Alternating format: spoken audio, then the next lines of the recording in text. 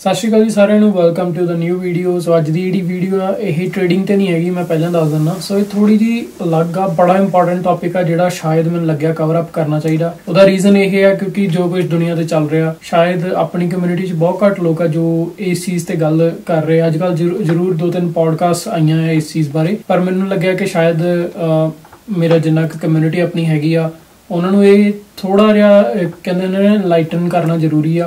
सो अज की जी वीडियो आ वो हैगी मैट्रिक्स ते मैट्रिक्स तो सुनिया होना अजकल बड़ा ट्रेंडिंग वर्ड आ, उस बंदे करके भी एंटरटेन करके भी आ क्योंकि उन्हें काफ़ी इस चीज़ बारे रौला पाया, पर कई हाले भी ये चीज़ समझ नहीं पा रहे भी एक्चुअल दे विच है कि सारा सिस्टम जिहड़ा किद्दां चलदा है। राइट, सो मैट्रिक्स दा जिहड़ा पहला उहदा इहदी डेफिनेशन की आ कि एक ऐसा अरेंजमेंट एक ऐसा सैट बना देना जेडे एक सिंपल भाषा च पंजाबी जिन्हों गेट कह देंगे कि एक ऐसा गेट बना देना जेडे विच थोड़ी जिहड़ी लाइफ आ वो सारी उस गेट च निकल जाती है। सो हुण गल यह है कि यह है कि सो इनू परखना किद्दां आ ते इहदे चों बाहर निकलना किद्दां।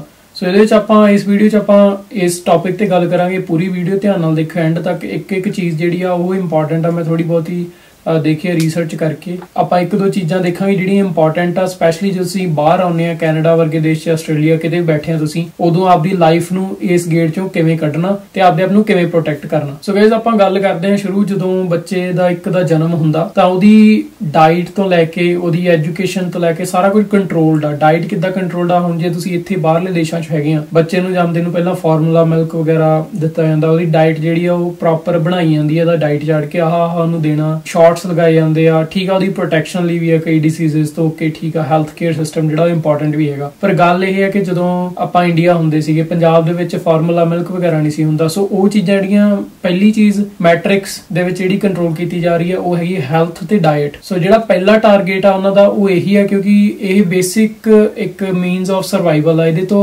बिना आपां जी नहीं सकते। सो उन्होंने की कीता होया वो चीज़ां टारगेट करनियां जिहड़ियां थोड़ियां बेसिक नीड्स आ। पहला हैगा हैल्थ डाइट, नाल दी नाल उन्होंने फिर एजुकेशन सिस्टम, तुहाडा लिविंग जिथे तुसीं मान लो घर बार थोड़ियां प्रॉपर्टीज ओह क्योंकि उहदे तो आपां एक लिविंग बना सकते हैं। राइट, हर एक बंदा पैसे कमाने चाहुंदा, हर एक बंदा ढिड भरना चाहुंदा आपदा। सो वो चीज़ां जदों इन्हां दे कंट्रोल च आ गईयां डेफिनेटली तुहाडा जिहड़ा सारा सराउंडिंग जिहड़ी आ वो कंट्रोल हो गई किसी दूसरे बंदे दे। सो उस तो बाद बच्चा जो वड्डा हुंदा पहलां तां उहदा डाइट वगैरह दा सारा कुछ कंट्रोल्ड हुंदा, उहनूं पिल्स दित्तियां जांदियां है ना, कई चीज़ां दा आपां नूं पता भी हुंदा जो सानूं रिकमेंड कीता जांदा कि आह चीज़ करो, या ईवन एडवरटाइजमेंट ऐसी दित्ती जांदी उहनूं कमर्शलाइज इन्ना कीता गया कि सानूं लगदा कि नॉर्मल आ, पर वो पैक्ड फूड होर चीज़ां जिहड़ियां वो किते ना किते स्टिल चाहे चंगियां चाहे माड़ियां बाद दी गल आ, पर कंट्रोल तां कर लेना एक वारी आपां किसी दे हत्थ च आ गए। सो दूसरी बाद च चीज़ आउंदी है जो बच्चा स्कूल जान लगदा। सो स्कूल दा जिहड़ा एजुकेशन सिस्टम है ना किते ना किते इन्ना क कंट्रोल कर लिया गया है कि उत्थे सानूं पहली चीज़ ही ऐसी पढ़ाई जांदी है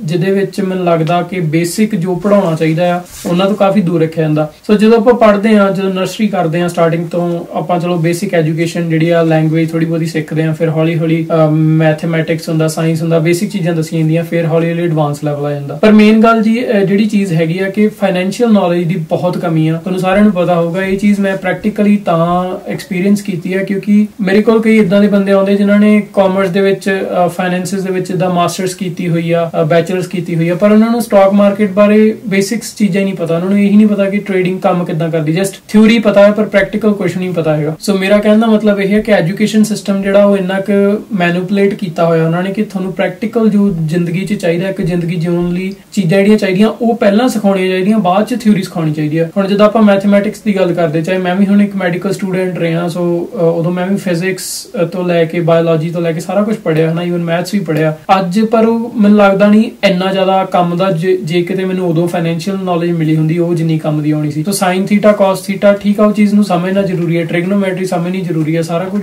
समझना जरूरी है, पर एक पैटर्न होना चाहिए कि किहड़ी चीज़ ज़्यादा जरूरी है। मेरे ख्याल च फाइनैंशियल नॉलेज जिहड़ी आ वो इन्हां चीज़ों तो पहलां आउंदी है कि आपदे आप नूं ग्रो किद्दां करना, फाइनैंशियली फ्री किद्दां करना। सो पहले दिन तो सानूं ये सिखाया जांदा कि जदों तुसीं स्कूल च जांदे आ, जदों तुसीं किसी इंस्टीट्यूशन च पढ़दे आ, कॉलेज च जांदे आ, डिग्री करो, डिग्री नाल तुहानूं वधिया जॉब मिल जूगी। कदे भी तुहानूं ये नहीं सिखाउंदे कि तुसीं बिजनेस करो या बिजनेस दे विच ग्रो किद्दां करना है, वो चीज़ां तुहानूं बहुत दूर रखिया जांदा। टीचर भी तुहानूं ये सिखाउंदे आ वधिया पढ़ोगे तां वधिया नौकरी करोगे। सो नौकरी अल्टीमेटली किसी के थल्ले काम करना, चाहे तुसीं किसी कंपनी दी CEO स्टिल तुहानूं वो जो भी वो कंपनी का मालक आ उहदे तो तुहानूं छुट्टी जिहड़ी लैनी पैनी है क्योंकि मैं वेकेशन ते आना, चाहे जिन्ने मर्जी तुहाडे कोल प्रिविलेजेस आ। राइट, ਪਰ ਜਿਹੜਾ ਆਪ ਦਾ ਬਿਜ਼ਨਸ ਹੁੰਦਾ ਉਹ ਆਪ ਦਾ ਹੀ ਹੁੰਦਾ, ਪਰ ਉਹਦੀ ਪ੍ਰੈਕਟੀਕੈਲਿਟੀ ਜਿਹੜੀ ਉਹ ਕਿਤੇ ਵੀ ਨਹੀਂ ਸਿਖਾਈ ਜਾਂਦੀ। ਚਾਹੇ ਕਈਆਂ ਨੇ ਮਾਸਟਰਸ ਬਿਜ਼ਨਸ ਚ ਕੀਤੀ ਹੋਈ ਹੈ ਪਰ ਉਹਨਾਂ ਨੂੰ ਪਤਾ ਹੀ ਨਹੀਂ ਹੈਗਾ ਕਿ ਪ੍ਰੈਕਟੀਕਲੀ ਕਿੱਦਾਂ ਰਨ ਕਰਨਾ। ਸੋ ਇਹ ਸਾਰਾ ਕੁਝ ਜਿਹੜਾ ਇੱਕ ਮੈਟ੍ਰਿਕਸ ਦਾ ਹਿੱਸਾ ਹੈ ਕਿ ਤੁਹਾਨੂੰ ਐਸਾ ਮੈਨੀਪੂਲੇਟ ਕੀਤਾ ਜਾਂਦਾ ਪਹਿਲੇ ਦਿਨ ਤੋਂ, ਜਿਸ ਦਿਨ ਤੋਂ ਤੁਹਾਡਾ ਜਨਮ ਹੁੰਦਾ ਐਂਡ ਤੱਕ ਜਿਸ ਦਿਨ ਤੁਹਾਡੀ ਡੈਥ ਹੁੰਦੀ ਆ, ਪੂਰਾ ਇਹ ਸਾਰਾ ਅਰੇਂਜਮੈਂਟ ਕੀਤਾ ਹੋਇਆ। ਇਹਨੂੰ ਹੀ ਇੱਕ ਨਾਂ ਦਿੱਤਾ ਹੋਇਆ ਮੈਟ੍ਰਿਕਸ। ਹੁਣ ਚੱਕਰ ਆਉਂਦਾ ਕਿ ਇਹਨੂੰ ਸਮਝਣਾ ਕਿੱਦਾਂ, ਜਿੱਦਾਂ ਮੈਂ ਤੁਹਾਨੂੰ ਦੱਸਿਆ ਕਿ ਪਹਿਲੇ ਦਿਨ ਤੋਂ ਲੈ ਕੇ ਐਜੂਕੇਸ਼ਨ ਸਿਸਟਮ ਜਿਹੜਾ ਇੱਥੋਂ ਤੱਕ ਆਪਾਂ ਸਮਝ ਲਿਆ। ਉਸ ਤੋਂ ਬਾਅਦ ਜਦੋਂ ਬੱਚਾ ਵੱਡਾ ਹੁੰਦਾ ਤੁਸੀਂ ਜੌਬਸ ਕਰਦੇ ਹੋ, ਤੁਹਾਨੂੰ ਇਸ ਚੀਜ਼ ਨਾਲ ਉਹਨਾਂ ਨੂੰ ਮਤਲਬ ਆ ਕਿ ਓਕੇ ਜੇ ਬੰਦਾ ਪੈਸੇ ਕਮਾ ਰਿਹਾ ਤਾਂ ਸਾਨੂੰ ਕੁਝ ਦੇ ਕੇ ਜਾਵੇ, ਤੇ ਤੁਹਾਨੂੰ ਵੀ ਇੰਨਾ ਪਤਾ ਕਿ ਜਿੰਨੇ ਤੁਹਾਨੂੰ ਸੈਲਰੀ ਮਿਲਦੀ ਆ ਉਹ ਤੋਂ ਕਿਤੇ ਵੱਧ ਤੁਸੀਂ ਹਾਰਡ ਵਰਕ ਕਰਦੇ ਆ। ਸੋ ਹਰ ਇੱਕ ਬੰਦਾ ਜਿਹੜਾ ਜੌਬ ਕਰ ਰਿਹਾ ਉਹ ਅੰਡਰਪੇਡ ਆ ਮੇਰੇ ਖਿਆਲ ਦੇ ਵਿੱਚ, ਕਿਉਂਕਿ ਆਪਾਂ ਆਪਦਾ ਟਾਈਮ ਜਿਹੜਾ ਉਹ ਵੇਚ ਰਹੇ ਆ ਪੈਸੇ ਬਦਲੇ, ਜਿਹੜਾ ਕਿ ਬਹੁਤ ਟਾਈਮ ਦੀ ਜਿਹੜੀ ਆ ਕੋਈ ਕੀਮਤ ਨਹੀਂ ਹੈਗੀ। ਪਰ ਆਪਾਂ ਆਪਦਾ ਫੈਮਿਲੀ ਟਾਈਮ ਜਿਹੜਾ ਆਪਦਾ ਸੀ ਫ੍ਰੀ ਟਾਈਮ ਸੀਗਾ ਉਹ ਕਿ 8 ਘੰਟੇ 10 ਘੰਟੇ ਕਿਸੇ ਨੂੰ ਵੇਚ ਦਿੱਤਾ। ਸੋ 9 to 5 ਜਿਹੜਾ ਆਪਾਂ ਕਹਿੰਦੇ 9 to 5 ਕਹਿਣ ਦੀ ਗੱਲ ਆ। ਤੁਹਾਨੂੰ ਪਤਾ ਜੇ ਤੁਸੀਂ 9 ਵਜੇ ਕੰਮ ਤੇ ਲੱਗਦੇ ਆ ਘੱਟੋ ਘੱਟ 6:30 7 ਵਜੇ ਉੱਠਦੇ ਆ, ਜੇ ਤੁਸੀਂ 5 ਵਜੇ ਕੰਮ ਤੋਂ ਹਟਦੇ ਆ ਘੱਟੋ ਘੱਟ ਤੁਸੀਂ 6 ਵਜੇ ਪਹੁੰਚਦੇ ਆ ਘਰੇ। ਸੋ ਸੌਂਦੇ ਚੇਂਜ ਕਰਦੇ ਤੁਹਾਨੂੰ 7-8 ਵੱਜ ਜਾਂਦੇ। ਸੋ ਜੇ ਦੇਖੀ ਤਾਂ 12 ਘੰਟੇ ਦੀ ਸ਼ਿਫਟ ਹੈਗੀ ਆ ਤੁਹਾਡੀ। ਕੱਲਾ ਇਹ ਨਹੀਂ ਹੈਗਾ ਕਿ 9 to 5 ਕੰਮ ਆ, ਘਰੋਂ ਜਾਣਾ ਤਿਆਰ ਹੋ ਕੇ ਜਾਣਾ, ਸਾਰਾ ਕੁਝ ਜਿਹੜਾ ਕੈਲਕੂਲੇਟ ਹੁੰਦਾ ਹੈ ਵਿੱਚ। ਸੋ ਬੇਸਿਕਲੀ ਤੁਸੀਂ ਆਪਦੇ ਜੇ ਮੰਨ ਲਓ 5 ਦਿਨ ਕੰਮ ਕਰਦੇ ਹੋ ਹਫਤੇ ਦੇ ਵਿੱਚ, ਅੱਜ ਕੱਲ ਤਾਂ ਸਾਰੇ ਓਵਰਟਾਈਮ ਕਰ ਰਹੇ ਆ ਜਾਂ ਕੋਈ ਐਕਸਟਰਾ ਜੌਬਸ ਕਰ ਰਿਹਾ। ਸੋ ਜੇ ਤੁਸੀਂ 5 ਜਾਂ 7 ਦਿਨ ਜਿੰਨੇ ਵੀ ਦਿਨ ਕੰਮ ਕਰਦੇ ਹੋ ਤੁਸੀਂ ਆਪਦੇ 12-12 ਘੰਟੇ ਬੇਸਿਕਲੀ ਜਿੰਨਾ ਤੇ ਜੇ ਤੁਸੀਂ ਜਾਗਦੇ ਆ ਉਹ ਤੁਸੀਂ ਵੇਚ ਰਹੇ ਆ ਆਪਦੇ ਆਪ ਨੂੰ ਸੈਲਰੀ ਪਿੱਛੇ। ਸੋ ਉਸ ਚੱਕਰ ਦੇ ਵਿੱਚ ਹਰ ਇੱਕ ਬੰਦਾ ਅੰਡਰਪੇਡ ਆ। ਸੋ ਜਦੋਂ ਆਪਾਂ ਅੰਡਰਪੇਡ ਆ ਡੈਫੀਨਿਟਲੀ ਆਪਾਂ ਕਿਸੇ ਦੇ ਸਲੇਵ ਆ, ਚਾਹੇ ਜਿੰਨੀ ਮਰਜ਼ੀ ਵੱਡੀ ਪੋਜੀਸ਼ਨ ਤੇ ਆ। ਸੋ ਪਹਿਲਾਂ ਤੇ ਇਹ ਚੀਜ਼ ਮੰਨੋ, ਇਹ ਚੀਜ਼ ਕਨਫੈਸ ਕਰੋ ਕਿ ਆਪਾਂ ਜੇ ਜੌਬ ਕਰ ਰਹੇ ਆ ਤਾਂ ਅਸੀਂ ਕਿਸੇ ਦੇ ਸਲੇਵ ਆ, ਅਸੀਂ ਕਿਸੇ ਦੇ ਥੱਲੇ ਲੱਗ ਕੇ ਕੰਮ ਕਰ ਰਹੇ ਆ। ਚਾਹੇ ਤੁਹਾਡੀ 200K 300K ਤੁਸੀਂ ਈਅਰਲੀ ਕਮਾ ਰਹੇ ਹੋ, ਜਿੰਨੀ ਮਰਜ਼ੀ ਪ੍ਰਿਵਿਲੇजेस ਬਿਜ਼ਨਸ ਕਲਾਸ 'ਚ ਟਰੈਵਲ ਕਰ ਰਹੇ ਆ, ਬਟ ਸਟਿਲ ਜੇ ਤੁਹਾਨੂੰ ਛੁੱਟੀ ਲੈਣ ਲਈ ਜਾਂ ਮੰਨ ਲਓ ਆਪਦਾ ਕੋਈ ਪਰਸਨਲ ਕੰਮ ਕਰਨ ਲਈ ਕਿਸੇ ਤੋਂ ਪੁੱਛਣਾ ਪੈਂਦਾ, you are underpaid and you are slave. ਤੇ ਇਹ ਚੀਜ਼ ਨਾਲ ਕਈ ਐਗਰੀ ਨਹੀਂ ਕਰਨਗੇ, ਬਟ ਜੋ ਵੀ ਹੈਗਾ। ਉਸ ਤੋਂ ਬਾਅਦ ਗਾਇਸ ਜਿਹੜੀ ਗੱਲ ਆਉਂਦੀ ਹੈ ਕਿ ਤੁਹਾਨੂੰ ਜਿਹੜੇ ਐਸੈਟਸ ਦਿੱਤੇ ਜਾਂਦੇ ਆ ਜਾਂ ਐਸੀਆਂ ਚੀਜ਼ਾਂ ਦਿਖਾਈਆਂ ਜਾਂਦੀਆਂ, ਜਿੱਦਾਂ ਮੰਨ ਲਓ ਘਰ ਤੁਸੀਂ ਇੱਥੇ ਆ ਕੇ ਲੈਣੇ, ਬਾਹਰਲੇ ਦੇਸ਼ਾਂ ਦੇ ਵਿੱਚ ਹੁਣ ਇੰਡੀਆ 'ਚ ਤੇ ਆਪਣਾ ਇਹ ਹੁੰਦਾ ਕਿ ਆਪਣਾ ਘਰ ਹੁੰਦਾ ਰਾਈਟ, ਇੱਥੇ ਆ ਕੇ ਅਸੀਂ ਮੌਰਗੇਜ ਜਿਹੜੀ ਆ ਦਿੰਦੇ ਆ। ਹੁਣ ਇੱਕ ਚੀਜ਼ ਆ ਮੌਰਗੇਜ ਜਿਹੜਾ ਵਰਡ ਆ ਇਹਦੀ ਡੈਫੀਨੇਸ਼ਨ ਜੇ ਤੁਸੀਂ ਦੇਖੋ ਨਾ ਫ੍ਰੈਂਚ ਜਿਹੜੀ ਪੁਰਾਣੀ ਫ੍ਰੈਂਚ ਦੇ ਵਿੱਚ ਇਹਦਾ ਮਤਲਬ ਹੈਗਾ, ਮੌਰਗੇਜ ਦਾ ਮਤਲਬ ਆ ਡੈਥ ਪਲੈਜ।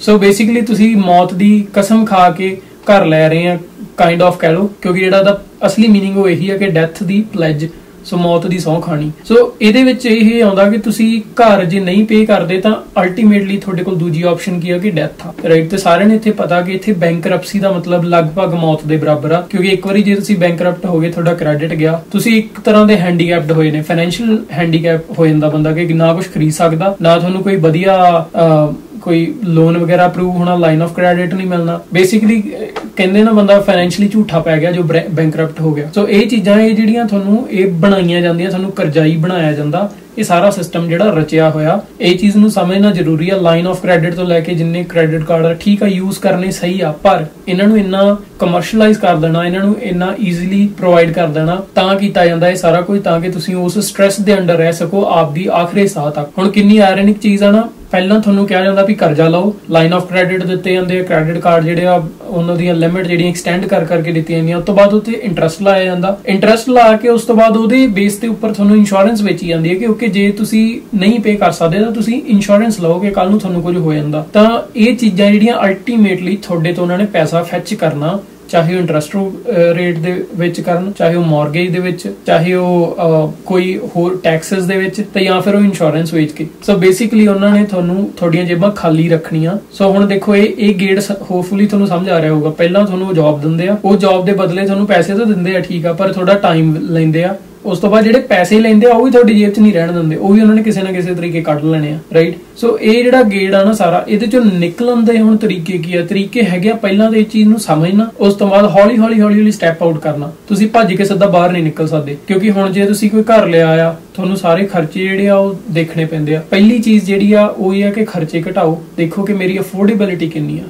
ਅਫੋਰਡੇਬਿਲਿਟੀ ਤੋਂ ਬਾਅਦ ਹੌਲੀ ਜਿਹੜੀ ਹੈ ਐਕਸਟਰਾ ਐਸੀ ਸਾਈਡ ਇਨਕਮ ਕ੍ਰੀਏਟ ਕਰੋ ਤਾਂ ਕਿ ਤੁਹਾਨੂੰ ਇਹਨਾਂ ਚੀਜ਼ਾਂ ਦੀ ਸਮਝ ਆ ਸਕੇ ਕਿ ਮੇਰੇ ਖਰਚੇ ਕਿੰਨੇ ਆ, ਮੇਰੀ ਇਨਕਮ ਕਿੰਨੀ ਆ। ਉਸ ਤੋਂ ਬਾਅਦ ਜਿਹੜੇ ਥੋੜੇ ਬਹੁਤੇ ਸਾਈਡ ਦੇ ਉੱਪਰ ਸੇਵਿੰਗਸ ਹੁੰਦੀਆਂ ਉਹਨਾਂ ਨੂੰ ਯੂਜ਼ ਕਰੋ ਆਪਦੀ ਕੰਪਾਊਂਡਿੰਗ ਕਰਨ ਨੂੰ। ਕਹਿੰਦੇ ਨੇ ਨਾ ਪੈਸੇ ਨੂੰ ਪੈਸਾ ਖਿੱਚਦਾ। ਸੋ ਜਿੰਨਾ ਉਸ ਪੈਸੇ ਨੂੰ ਯੂਜ਼ ਕਰੋਗੇ ਆਪਦੀ ਕੰਪਾਊਂਡਿੰਗ ਕਰਨ ਨੂੰ, ਤੁਸੀਂ ਕੁਝ ਵੀ ਕਰ ਸਕਦੇ ਆ। ਡਸਨਟ ਮੈਟਰ ਤੁਸੀਂ ਹੈਵੀਲੀ ਇਨਵੈਸਟ ਕਰ ਰਹੇ ਹੋ ਰੀਅਲ ਏਸਟੇਟ 'ਚ ਜਾਂ ਕਿੱਦਾਂ ਕਰ ਰਹੇ ਹੋ, ਪਰ ਇਹ ਗੇਟ 'ਚੋਂ ਨਿਕਲਣ ਦਾ ਜਿਹੜਾ ਪਹਿਲਾ ਸਟੈਪ ਆ ਉਹ ਹੈਗੀ ਸੇਵਿੰਗਸ ਕਿੱਦਾਂ ਕਰਨੀ ਆ? ਸਾਈਡ ਤੇ। ਐਦਾਂ ਨਹੀਂ ਹੈਗਾ ਸੇਵਿੰਗ ਅਕਾਊਂਟ ਖੁਲਾ ਕੇ ਉਹ 'ਚ ਬੈਂਕ 'ਚ ਪਾਈਓ, ਨਹੀਂ। ਉਹ ਜਿਹੜਾ ਪੈਸਾ ਜਿਹੜਾ ਤੁਹਾਡਾ ਸਾਈਡ ਤੇ ਹੈ ਨਾ, ਉਹਦੀ ਕੰਪਾਊਂਡਿੰਗ ਹੋਣੀ ਚਾਹੀਦੀ ਆ। ਜੇ $1 ਆ ਉਹ ਘੱਟ ਤੋਂ ਘੱਟ 1 ਸੈਂਟ ਖਿੱਚ ਰਿਹਾ ਹੋਵੇ। ਸੋ ਬੇਸਿਕਲੀ ਜੇ ਤੁਹਾਡੇ ਕੋਲ $100 ਆ, ਸੋ ਮਹੀਨੇ ਦਾ ਘੱਟ ਤੋਂ ਘੱਟ $1 ਜਿਹੜਾ ਖਿੱਚ ਰਿਹਾ ਹੋਵੇ। ਜੇ ਤੁਹਾਡੇ ਕੋਲ $1000 ਆ ਤਾਂ ਉਹ $10 ਖਿੱਚ ਰਿਹਾ ਹੋਵੇ। ਬੇਸਿਕਲੀ ਤੁਹਾਡਾ 1 ਮਹੀਨੇ ਦਾ 1% ਰਿਟਰਨ ਜਿਹੜਾ ਸਾਈਡ ਤੇ ਸੇਵਿੰਗਸ ਪਈਆਂ ਉਹਦਾ ਆਉਣਾ ਚਾਹੀਦਾ। ਜੇ ਨਹੀਂ ਆ ਰਿਹਾ ਦੈਟ ਮੀਨਸ ਕਿ ਤੁਸੀਂ ਪਿੱਛੇ ਲੈਗ ਕਰ ਰਹੇ ਹੋ ਕਿਤੇ ਨਾ ਕਿਤੇ। ਸੋ ਗਾਇਜ਼ ਇਹ ਇੱਕ ਮੇਰੀ ਸਾਰਿਆਂ ਨੂੰ ਰਿਕੁਐਸਟ ਵੀ ਆ, ਨਾਲ ਦੀ ਨਾਲ ਵਾਰਨਿੰਗ ਵੀ ਆ ਕਿ ਇਹ ਚੀਜ਼ ਨੂੰ ਸਮਝੋ। ਜਿਹੜਾ ਮੈਟ੍ਰਿਕਸ ਦਾ ਗੇੜ ਆ ਇਹ ਬਹੁਤ ਗੰਦਾ ਆ, ਇਹਨੇ ਤੁਹਾਨੂੰ ਕਿਤੇ ਨਹੀਂ ਨਿਕਲਣ ਦੇਣਾ। ਤੁਹਾਡੀਆਂ ਜਨਰੇਸ਼ਨ ਨਿਕਲ ਜਾਣੀਆਂ, ਪਰ ਤੁਸੀਂ ਇਸ ਗੇੜ ਦੇ ਵਿੱਚ ਹੋਰ ਫਸੀ ਜਾਓਗੇ। ਜਿੱਦਾਂ ਹੁਣ ਤਾਂ ਇਹ ਚੀਜ਼ ਬਹੁਤ ਕਲੀਅਰ ਹੋ ਗਈ। ਪਹਿਲਾਂ ਇਹ ਚੀਜ਼ ਕਈ ਮੰਨਦੇ ਸੀ, ਕਈ ਕਹਿੰਦੇ ਸੀ ਕਿ ਨਹੀਂ ਇਹ ਸਾਰੀਆਂ ਗੱਲਾਂ ਹੀ ਨੇ, ਅਫਵਾਹਾਂ ਨੇ, ਪਰ ਹੁਣ ਕਲੀਅਰ ਹੁੰਦਾ ਜਾ ਰਿਹਾ। ਕਿਉਂਕਿ ਜਿੱਦਾਂ ਕੋਵਿਡ ਵੇਵ ਆਈ ਹੈ, ਤੁਹਾਨੂੰ ਸਾਰਿਆਂ ਨੂੰ ਪ੍ਰੈਸ਼ਰਾਈਜ਼ ਕੀਤਾ ਗਿਆ। ਸੋ ਆਈਸੋਲੇਸ਼ਨ ਇੱਕ ਬਣਾਈ ਗਈ, ਆਈ ਡੋਨਟ ਨੋ ਕ੍ਰੀਏਟ ਕੀਤੀ ਗਈ ਜਾਂ ਇਹ ਚੀਜ਼ਾਂ ਨੈਚੁਰਲ ਸੀਗੀਆਂ, ਕੀ ਹੋਇਆ ਕਿ ਪਰਮਾਤਮਾ ਜਾਣਦਾ। ਪਰ ਗੱਲ ਇਹ ਕਿ ਜੇ ਮੰਨ ਲਓ ਆਪਾਂ ਕਹਿ ਲਈਏ 100% ਨਹੀਂ ਤਾਂ ਘੱਟ ਤੋਂ ਘੱਟ 70% ਸਾਰਾ ਕੁਝ ਮੈਨੀਪੂਲੇਟਡ ਆ। ਜੇ ਮੰਨ ਲਓ ਤੁਸੀਂ ਕੋਈ ਹੈਲਥ ਕੇਅਰ ਸਿਸਟਮ ਦੇ ਵਿੱਚ ਜਾਂਦੇ ਆ ਹਨਾ, ਫਾਰਮਾਸਿਊਟੀਕਲ ਕੰਪਨੀਆਂ ਉਹ ਚਾਹੁੰਦੀਆਂ ਨਹੀਂ ਕਿ ਤੁਸੀਂ ਠੀਕ ਹੋਵੋ। ਕਿਉਰ ਜਿਹੜਾ ਆ ਉਹ ਨਹੀਂ ਲੱਭਦੀਆਂ, ਤੁਹਾਨੂੰ ਲਾਈਫ ਟਾਈਮ ਟ੍ਰੀਟਮੈਂਟ ਤੇ ਪਾ ਦੇਣਗੀਆਂ ਕਿਉਂਕਿ ਉਹਨਾਂ ਨੂੰ ਉਹੀ ਬੈਨੀਫੀਸ਼ੀਅਲ ਲੱਗਦਾ। ਸੋ ਆਪਦੀ ਹੈਲਥ, ਆਪਦੀ ਡਾਈਟ, ਆਪਦਾ ਐਜੂਕੇਸ਼ਨ ਸਿਸਟਮ, ਦੇ ਬੱਚਿਆਂ ਦੀ ਅਪਬ੍ਰਿੰਗਿੰਗ, ਫੈਮਿਲੀ ਦੀ ਟੇਕ ਕੇਅਰ ਜਿਹੜੀ ਕਰਨੀ ਹੈ ਤੁਹਾਡੀ ਰਿਸਪੌਂਸਿਬਿਲਿਟੀ ਆ, ਪਲੱਸ ਫਾਈਨੈਂਸ਼ੀਅਲ ਸਟੇਬਿਲਿਟੀ ਜਿਹੜੀ ਉਹ ਤੁਹਾਡੀ ਰਿਸਪੌਂਸਿਬਿਲਿਟੀ ਆ। ਸੋ ਇਹ ਚੀਜ਼ ਨੂੰ ਜਿੰਨੀ ਛੇਤੀ ਸਮਝ ਲਓਗੇ ਉਨੀ ਛੇਤੀ ਇਹ ਚੀਜ਼ ਦਾ ਪਤਾ ਲੱਗ ਜਾਊਗਾ। ਹੁਣ ਮੈਂ ਇਹ ਚੀਜ਼ਾਂ ਤਾਂ ਕਹਿ ਰਿਹਾ ਕਿਉਂਕਿ ਮੈਂ ਹੁਣ ਡੇਲੀ ਹਜ਼ਾਰਾਂ ਬੰਦਿਆਂ ਨਾਲ ਗੱਲ ਕਰਦਾ। ਸੋ ਵੱਖ-ਵੱਖ ਤਰ੍ਹਾਂ ਦੇ ਮਾਈਂਡਸੈਟ ਹੁੰਦੇ। ਕੋਈ ਬਿਜ਼ਨਸ ਰਨ ਕਰ ਰਿਹਾ, ਕਿਸੇ ਦੀ ਜੌਬ ਆ, ਕੋਈ ਬਹੁਤ ਵਧੀਆ ਹਾਈ ਪੇਇੰਗ ਜੌਬ ਕਰ ਰਿਹਾ ਪਰ ਉਹ ਸਟਿਲ ਅੰਡਰ ਸਟ੍ਰੈਸ ਆ, ਕਿਸੇ ਦੇ ਇੰਨੇ ਖਰਚੇ ਵਧੇ ਪਏ ਆ ਵੀ ਉਹ ਇੱਕ ਦਿਨ ਵੀ ਹਨਾ ਉਹਦੇ ਕੋਲ ਫ੍ਰੀ ਨਹੀਂ ਹੈਗਾ। ਸੋ ਮੈਂ ਇਹ ਚੀਜ਼ਾਂ ਤਾਂ ਕਹਿ ਰਿਹਾ ਕਿਉਂਕਿ ਮੈਂ ਇਹ ਚੀਜ਼ਾਂ ਐਨਾਲਾਈਜ਼ ਕੀਤੀਆਂ ਹੋਈਆਂ। ਸੋ ਉਹਨਾਂ ਤੋਂ ਐਨਾਲਾਈਜੇਸ਼ਨ ਤੋਂ ਮੈਂ ਤੁਹਾਨੂੰ ਇਹ ਆਪਦਾ ਐਕਸਪੀਰੀਅੰਸ ਦੱਸ ਰਿਹਾ ਕਿਉਂਕਿ ਮੈਂ ਵੀ ਐਜ਼ ਅ ਸਟੂਡੈਂਟ ਆਇਆ ਸੀਗਾ। ਉਸ ਤੋਂ ਬਾਅਦ ਵਰਕ ਪਰਮਿਟ ਹੋ ਗਏ, ਠੀਕ ਆ, ਟ੍ਰੇਡਿੰਗ ਵਾਲੇ ਪਾਸੇ ਪੈ ਗਿਆ, ਵਧੀਆ ਜ਼ਿੰਦਗੀ ਚੱਲੀ ਜਾਂਦੀ ਹੈ, ਕਿਸੇ ਚੀਜ਼ ਦੀ ਘਾਟ ਨਹੀਂ ਹੈਗੀ। ਪਰ ਜੇ ਮੈਂ ਆਸੇ-ਪਾਸੇ ਆਪਦੇ ਦੇਖਦਾ, ਸਨੋ ਬਾਹਰ ਪਈ ਹੁੰਦੀ ਆ, ਲੋਕ ਸਟਿਲ ਕੰਮ ਤੇ ਜਾ ਰਹੇ ਹੁੰਦੇ ਆ, ਗੱਡੀਆਂ ਫਸੀਆਂ ਹੁੰਦੀਆਂ ਪਰ ਫਿਰ ਵੀ ਸਵੇਰੇ ਜਲਦੀ ਕੰਮ ਤੇ ਪਹੁੰਚਣਾ ਹੁੰਦਾ। ਜੋ ਮੈਂ ਉਹ ਚੀਜ਼ਾਂ ਦੇਖਦਾ ਕਿਤੇ ਨਾ ਕਿਤੇ ਹਰਟ ਹੁੰਦਾ ਵੀ ਯਾਰ ਆ ਕਿਉਂ ਕਰਨਾ ਪੈ ਰਿਹਾ। ਸੋ ਸਾਨੂੰ ਇਹ ਧੱਕੇ ਨਾਲ ਕਿਉਂ ਇਹ ਚੀਜ਼ ਪੁਸ਼ ਕਰਨਾ ਪੈ ਰਿਹਾ। ਚਾਹੇ ਉਹ ਤੁਹਾਨੂੰ ਫਿਜ਼ੀਕਲੀ ਨਹੀਂ ਕੰਟਰੋਲ ਕਰ ਰਹੇ ਪਰ ਤੁਹਾਡੀ ਮੈਂਟਲ ਜਿਹੜੀ ਆ ਉਹ ਉਹਨਾਂ ਦੇ ਕੰਟਰੋਲ ਦੇ ਅੰਡਰ ਹੀ ਆ, ਤੇ ਇਹ ਸਾਰਿਆਂ ਨੂੰ ਮੰਨਣੀ ਪਊਗੀ। ਸੋ ਐਟ ਦੀ ਐਂਡ ਇਹੀ ਮੈਂ ਕਹਿਣਾ ਚਾਹੂੰਗਾ ਕਿ ਇਹ ਚੀਜ਼ ਨੂੰ ਸਮਝੋ ਜਿੰਨੀ ਛੇਤੀ ਹੋ ਸਕਦਾ। ਵੀਡੀਓ ਨੂੰ ਮੈਂ ਜ਼ਿਆਦਾ ਲੰਬੀ ਜਾਂ ਬੋਰਿੰਗ ਨਹੀਂ ਬਣਾਉਣਾ ਚਾਹੁੰਦਾ। ਇਹਦੇ ਉੱਪਰ ਮੈਂ ਹੋਰ ਵੀਡੀਓਜ਼ ਪਾ ਸਕਦਾ ਮੈਟ੍ਰਿਕਸ ਦੇ ਉੱਪਰ, ਜਾਂ ਇਹ ਜੋ ਵੀ ਸਿਸਟਮ ਕ੍ਰੀਏਟ ਕੀਤਾ ਜਾਂਦਾ, ਤੁਹਾਨੂੰ ਕੰਟਰੋਲ ਕੀਤਾ ਜਾਂਦਾ, ਤੇ ਇਹ ਤੁਸੀਂ ਖੂਹ ਦੇ ਡੱਡੂ ਬਣ ਗਏ ਆ। ਬੇਸਿਕਲੀ ਮੈਂ ਤੁਹਾਨੂੰ ਦੱਸਦਾ, ਸੋ ਖੂਹ ਦੇ ਡੱਡੂ ਨੂੰ ਬਾਹਰ ਦੀ ਦੁਨੀਆ ਦਾ ਕੋਈ ਪਤਾ ਨਹੀਂ ਹੁੰਦਾ ਕੀ ਚੱਲ ਰਿਹਾ। ਉਹਦੇ ਲਈ ਉਹੀ ਦੁਨੀਆ ਹੈ ਜਿੰਨੀ ਉਹ ਖੂਹ ਦੇ ਅੰਦਰ ਆ, ਕਿਉਂਕਿ ਉਹਨੇ ਬਾਹਰ ਦੀ ਕਦੇ ਦੁਨੀਆ ਦੇਖੀ ਨਹੀਂ। ਸੋ ਜੇ ਮੈਟ੍ਰਿਕਸ ਦੇ ਅੰਦਰ ਰਹੋਗੇ ਤੁਹਾਨੂੰ ਬਾਹਰ ਦੀ ਦੁਨੀਆ ਕਦੇ ਦੇਖਣ ਜੋਗੇ ਰਹੋਗੇ ਨਹੀਂ ਤੁਸੀਂ। ਸੋ ਇਹ ਚੀਜ਼ਾਂ ਨੂੰ ਪਹਿਲਾਂ ਸਮਝੋ, ਆਪਦੇ ਖਰਚੇ ਕੰਟਰੋਲ ਕਰੋ, ਅਫੋਰਡੇਬਿਲਿਟੀ ਜਿੰਨੀ ਹੈਗੀ ਆ ਉਸ ਹਿਸਾਬ ਨਾਲ ਆਪ ਦਿਖਾਵੇ ਦੇ ਚੱਕਰਾਂ 'ਚ ਨਾ ਪਾਓ, ਤੇ ਬਾਕੀ ਫਾਈਨੈਂਸ਼ੀਅਲ ਜਿਹੜੀ ਮਨੀ ਦੀ ਪਾਵਰ ਆ ਉਹਨੂੰ ਸਮਝੋ ਜਿੰਨਾ ਛੇਤੀ ਹੋ ਸਕਦਾ, ਤਾਂ ਕਿ ਤੁਹਾਡੀਆਂ ਆਉਣ ਵਾਲੀਆਂ ਜਨਰੇਸ਼ਨ ਜਿਹੜੀਆਂ ਉਹ ਈਜ਼ੀ ਹੋ ਸਕਣ। ਚਾਹੇ ਹੁਣ ਤੁਹਾਨੂੰ ਹਾਰਡ ਵਰਕ ਕਰਨਾ ਪਏ ਪਰ ਫਿਊਚਰ ਜਿਹੜਾ ਤੁਹਾਡਾ ਈਜ਼ੀ ਹੋ ਸਕੇ। ਸੋ ਇਹ ਵੀਡੀਓ ਥੋੜੀ ਕੰਟਰੋਵਰਸ਼ੀਅਲ ਹੋ ਸਕਦੀ ਹੈ, ਕਈਆਂ ਦੇ ਆਈਡੀਆਜ਼ ਜਿਹੜੇ ਆ, ਕਈਆਂ ਦੇ ਵਿਊਜ਼ ਡਿਫਰੈਂਟ ਹੋ ਸਕਦੇ ਆ। ਸੋ ਜੋ ਵੀ ਤੁਹਾਡਾ ਵਿਊ ਆ ਥੱਲੇ ਕਮੈਂਟ ਡਾਊਨ ਕਰਕੇ ਦੱਸਿਓ। ਜੇ ਵੀਡੀਓ ਵਧੀਆ ਲੱਗੀ ਆ ਸ਼ੇਅਰ ਜਰੂਰ ਕਰਿਓ ਆਪਦੇ ਯਾਰਾਂ ਦੋਸਤਾਂ ਨਾਲ, ਲਾਈਕ ਕਰਕੇ ਕਮੈਂਟ ਕਰਕੇ ਜਰੂਰ ਦੱਸਿਓ ਇਹ ਕਿੱਦਾਂ ਦੀ ਲੱਗੀ। ਮਿਲਦੇ ਆ ਅਗਲੀ ਵੀਡੀਓ 'ਚ। Thank you so much.